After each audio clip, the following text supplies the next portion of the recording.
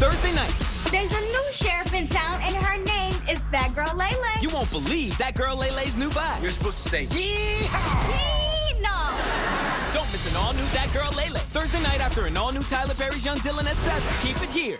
Lele, you had enough? Are you kidding? I'm not done line dancing yet. Come on, y'all. Hey, you gotta say the magic word. Please, thank you, and yeehaw! I'll see you.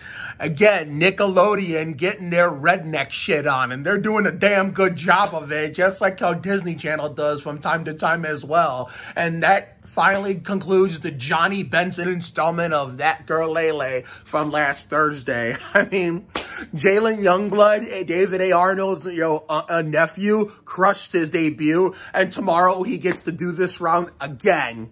You know, when the Good News Girls and Naya Damison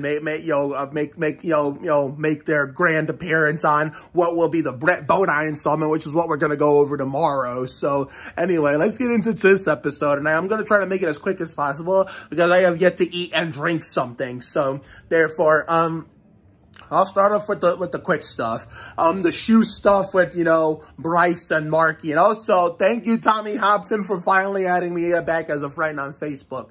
Been a long time coming, but well worth the wait. Now, if you follow me on Instagram, I'll have you on everything across social media. But the shoe hole was a far cry from the wit closet from last season, which was upstairs and, in the bedroom that, Trish showed, while Bryce, the dad, gets his turn to show off his secret room that, Trish has no idea about, the same way Trish showed off that secret wig room that Bryce does no idea about. So, therefore, I love how Bryce, tested the waters on Marky, thinking those are the real shoes that he tried on, and that he later fucked up like Fabrizio Alberto. But luckily it wasn't as bad, because that was just the replica. He had Bryce was hiding the real shoes the whole time. So translation, he had his own son wearing fake shoes the whole time. I mean, that's why Bryce wasn't even all that mad or not all that disappointed. He said, you can have the real shoes after you complete 6 weeks of some training that, excuse me, I did not understand the context of. But hey, and I guess that part all worked out. But the funniest part of that subplot was when, Trish was making Marky the sundae to reward him for becoming the man they thought he was becoming at the time. And then they got the cherry all over it. She's trying to clean it by making it all germy, like Jeremy Mayfield. You know me, when I saw that and was bringing that shit up, I was going crazy. Like, oh my God, that's the definition of Trish and Jeremy, like Jeremy Mayfield Alexander right there. I mean, where's the Mountain Dew when we need it? Like, oh mama. But anyway, now for the main plot. So Sadie was really excited to go line dancing. It was some redneck southern cowboy themed line dancing that Cobo and Willingham were part of too. And Laylee at first was having none of it. She wanted to plan something with Sadie that benefited her. But Sadie was also trying to convince her, you can still do stuff with me, but try something new you never tried before that other people have tried and everybody else does. So even that, I know you're not used to. But of course, Laylee at first didn't fucking listen. So, well, Sadie and Cobo and Willingham went out line dancing at first. It was just them. And of course, Jay, Jalen Youngblood, who was uncredited. I mean, but did not have a single speaking line. Hopefully that changes tomorrow in the Brett Bodine installment when Good News Girls and Naya Damison make their grand appearance. But, so, therefore, while they were doing that, signing up for the contest, and, what's Joshua Banday's character's name? It's been a while since we've seen him. Okay, Mr. Patcher's his name. It's been a while since we've seen him, a long-ass while, so I had to check it out like Kevin LePage, but because he doesn't come around much anymore like he used to. But Mr. Patcher was holding that contest. Whoever was the last one dancing at the end without, the last one to not drop like a fly won those golden boots. And, Layla, well, it gets that momentarily. So they were just warming up and doing some little free time dancing. And right as after that, the contest was about to start. But then back at home, but we'll get to Layla's entrance momentarily. Trish was trying to talk her into trying something new, even if it doesn't benefit you. Considering how she gave an example of how events before the show during Trish's childhood before she met Bryce, that, she was more of a roller skating girl, but she didn't want to go ice skating, but did it anyway to make her friend Lisa happy. And even though she did not have fun, she had doing that in particular, she had more fun making Lisa happy. So if I could do it with Lisa, you can do it with Sadie, Lele. And that's what she did. She threw on her cowgirl outfit and stormed into the place, busted down the door like Adam Petty, and made Mr. Patcher added to the name, like list of contestants participating in that redneck line dance concert to win those golden boots. And oh my gosh, Shake It For Me, girl. That's like the only actual licensed country song I heard. Maybe Nickelodeon and David A. Arnold and Will Packer couldn't get the rights to like some original actual licensed country songs they were planning to use. So they made up like, generic make-believe ones. The only one they could get the rights to was Shake It For Me, girl, which I think is a TikTok sound now, a trending TikTok sound, but like sped up. So, and with the pitch, altered, meaning it doesn't sound like the actual song that we're used to, like we heard in the regular version that we just heard in the show tonight. So therefore, while Sadie and Lele were being too competitive, they eventually realized, they were being too hard on each other when it comes to being too competitively intense. And so they were, they had a little best friend moment saying, Sadie, how you were right. I mean, I wanted to do this, I did this favor for you, and I know you weren't having it in the beginning, but now I've come to realize, even if it doesn't benefit me, I mean, it kind of makes you happy more than it makes me. And then Sadie eventually realized, Lele was right in the point that, she was doing a good thing, even though she's like, no, remember at first, like, no, you're not doing me this favor. You're not doing me this favor.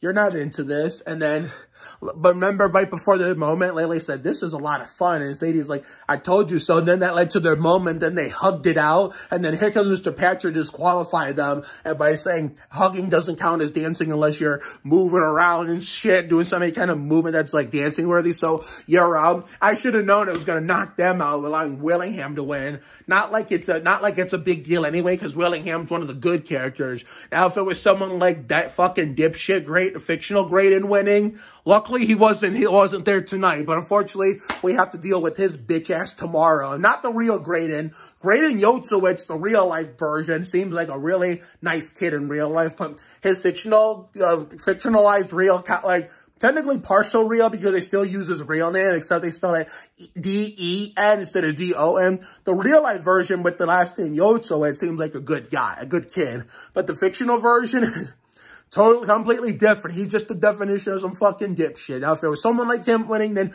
there would be a problem. Willingham's a good person. Well, Andrea Barber's a sweetheart in real life, I bet. But Willingham's just as genuine on the show. So I'm glad she won. If Lele or Sadie or Kobo or uncredited Jay could win, couldn't have happened to a better person. But anyway, we're back in the saddle tomorrow.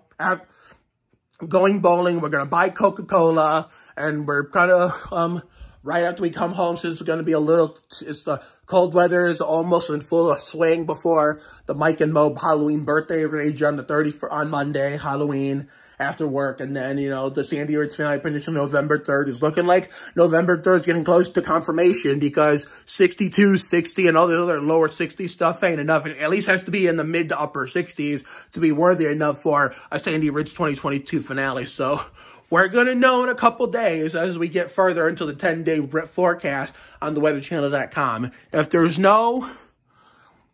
no decent days long after daylight saving time, like after we get to if it shows the tail end of next week, well, not next week, the tail end of, not next week, but the week after, like daylight saving time, like, that same Friday of that week or Thursday in the later part of that week, and there's no decent days, then November 3rd it is. I will confirm it in one of my future videos for sure, once I know. So therefore, a confirmation here should be set anytime now, so that way you'll know to be prepared, prepared for that annual Sandy Ridge finale 2022 video that most of y'all have been anticipating. So have a good night tonight and a better day tomorrow. Life will give you a lot of lows. When you hit a high, enjoy it. It ain't for the weak. Goddamn. pace yourself, bring your ass, be you. You have to try harder to do less. You can't deport a dream. Sometimes the worst things in life lead to the best things. Always bet on the side of love. You got to check yourself before you wreck yourself.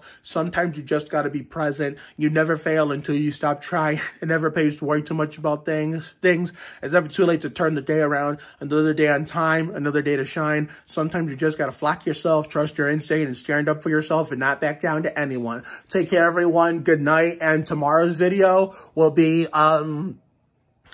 we're catching up on what I think is going to be the Mike Skinner installment of Flash, I believe. Correct me if I'm wrong. I'm going to go check it out like Kevin LePage on the DVR here. I know it was Dale Sr. last time we were in the Flash universe. I'm going to look. We have the choice whether or not we want to go watch it on Hulu or the DVR over here. And Ultraviolet Black Scorp. Did we forget to fucking erase this? Oh, yeah, we did. Okay, Miles, my fault. Okay, let me see here. Yep, it's the Mike Skinner installment. So that's going to be tomorrow after work. And then once we get into the evening hours, as we shut the TV off, we're going to be doing the Brett Bodine installment of Lele and the Terry Labonte installment of Flash. So see you later, everyone.